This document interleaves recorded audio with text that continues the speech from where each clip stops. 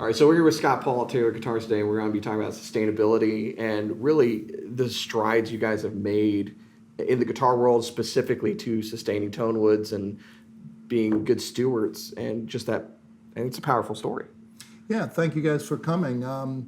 It's interesting. I've done environmental policy advocacy my whole life, and then a few years ago I ended up at a guitar company, and it's just really a unique platform to speak from. The guitar is universally beloved across its culture, across its language, and an acoustic guitar in particular is traditionally wholly dependent upon forest resources from north, south, east, and west.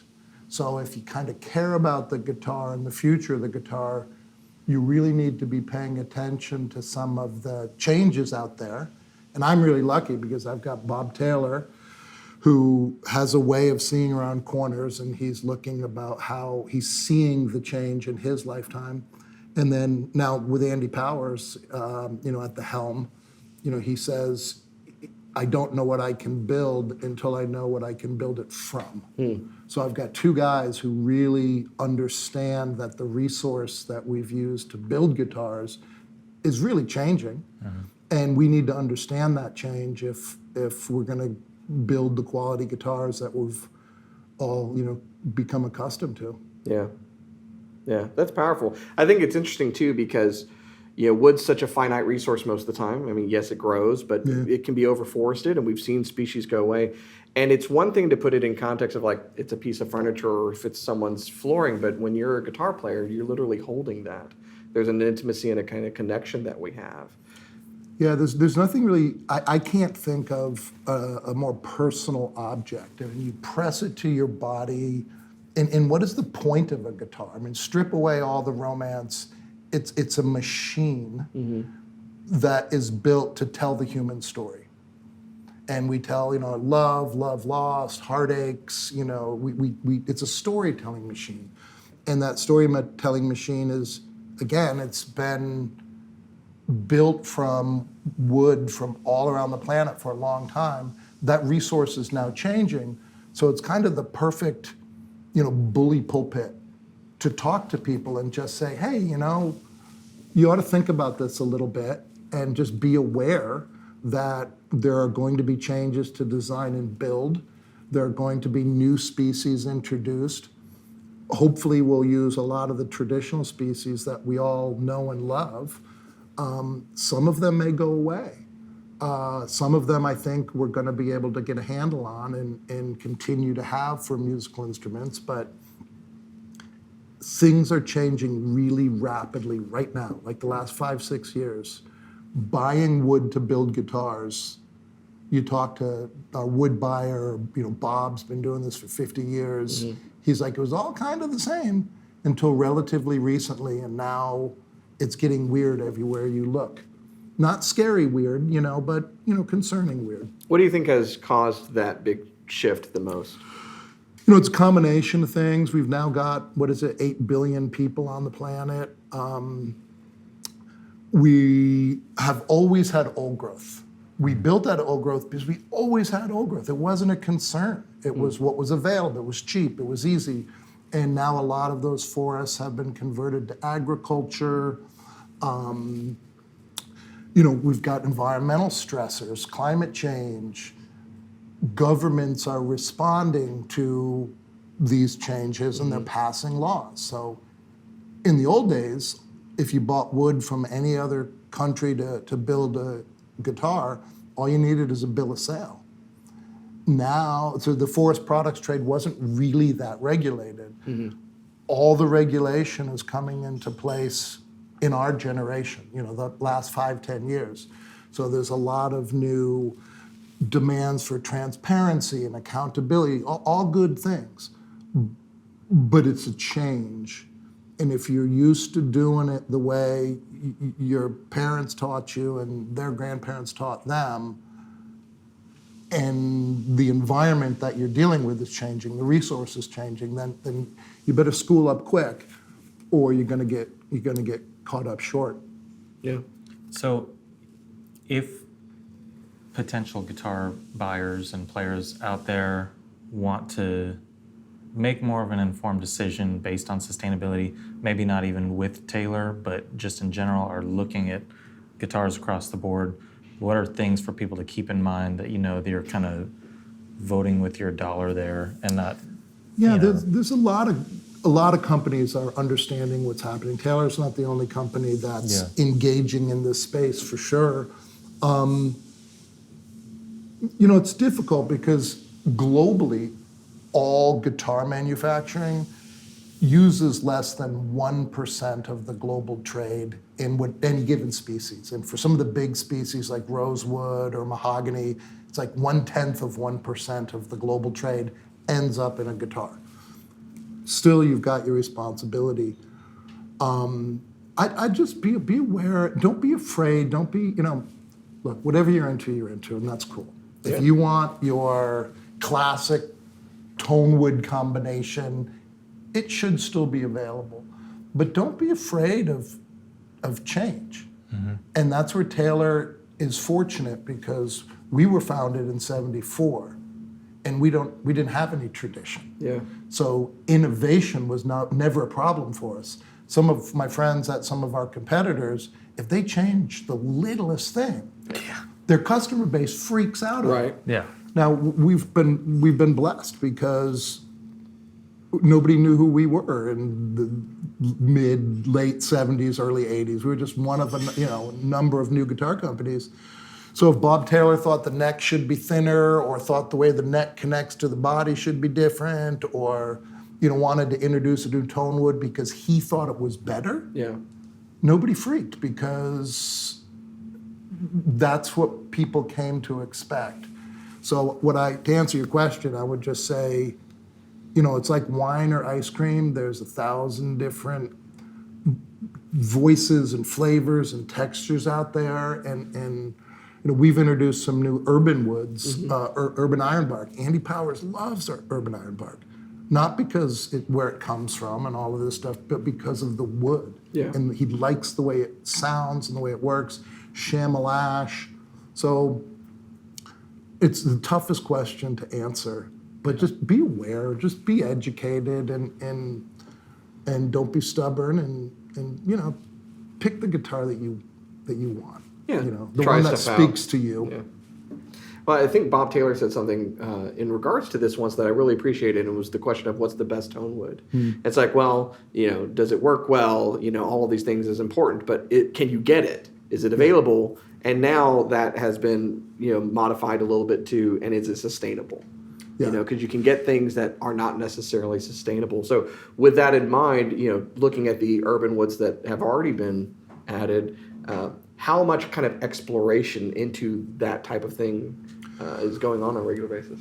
It's going on all the time. Yeah. I mean, there are things that just at Taylor, and I can only speak for Taylor, and other people are doing good stuff, but at Taylor, we've introduced some urban woods we're continuing to explore. The variegated ebony fingerboards, the use of more plantation woods. I'm not thinking of a couple of the other examples, but any of these things would have kind of been considered heresy not that long ago.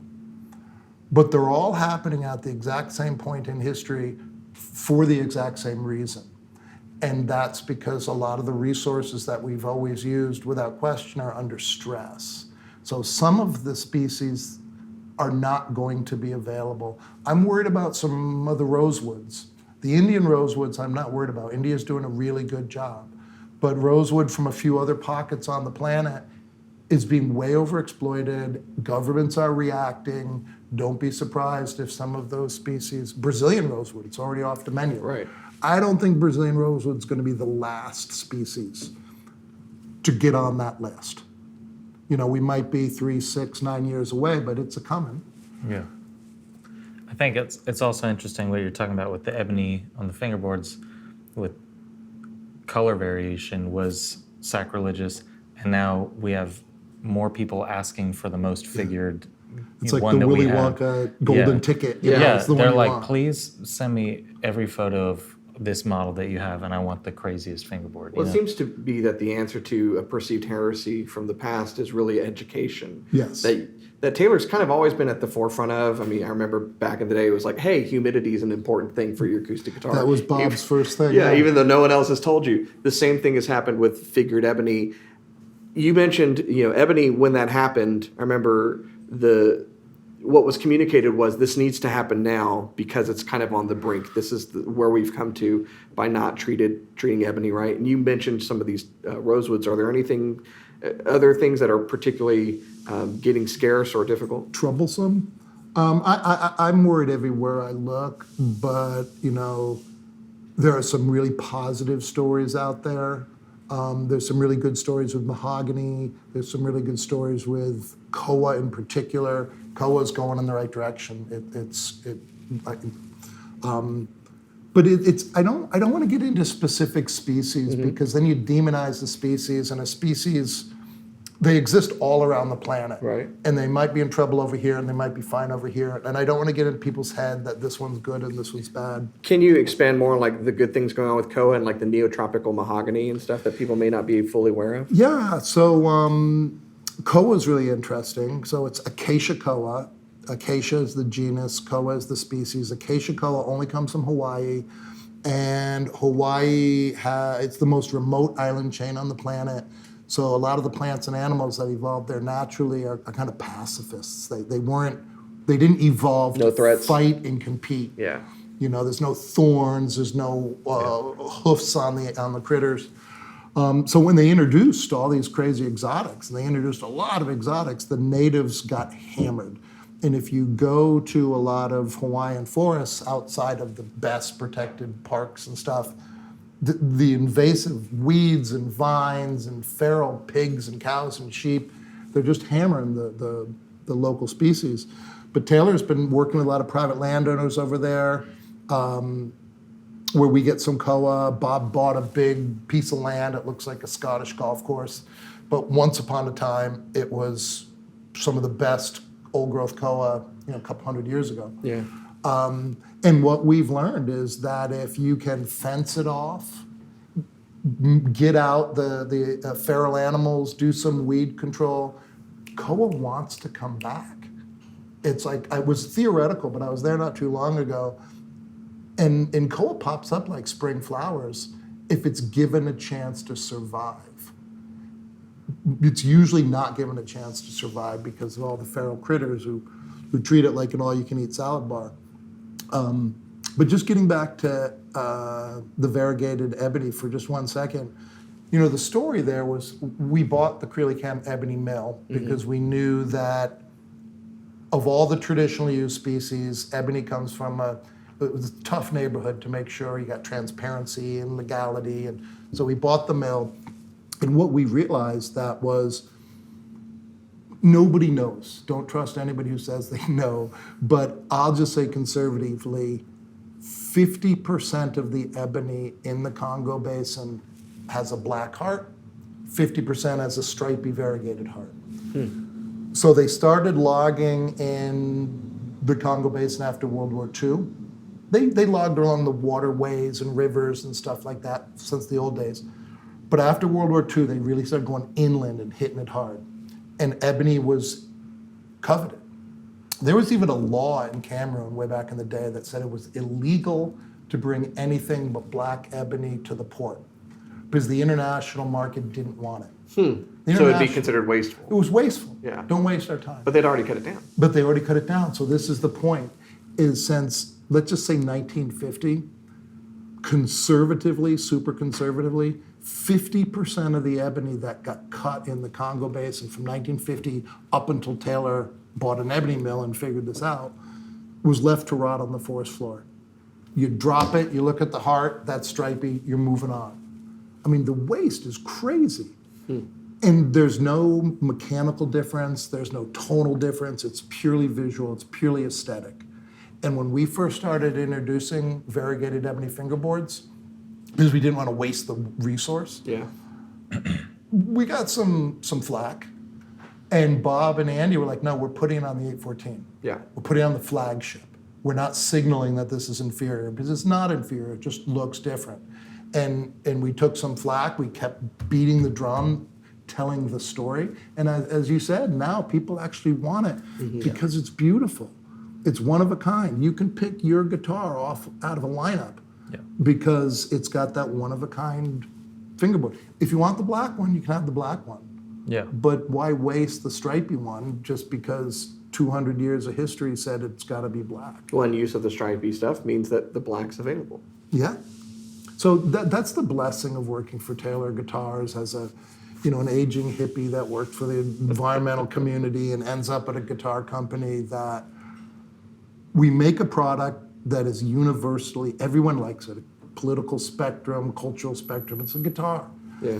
And it's dependent on these species, and Bob and Andy are not afraid to make a change, to design and build, if it's logical.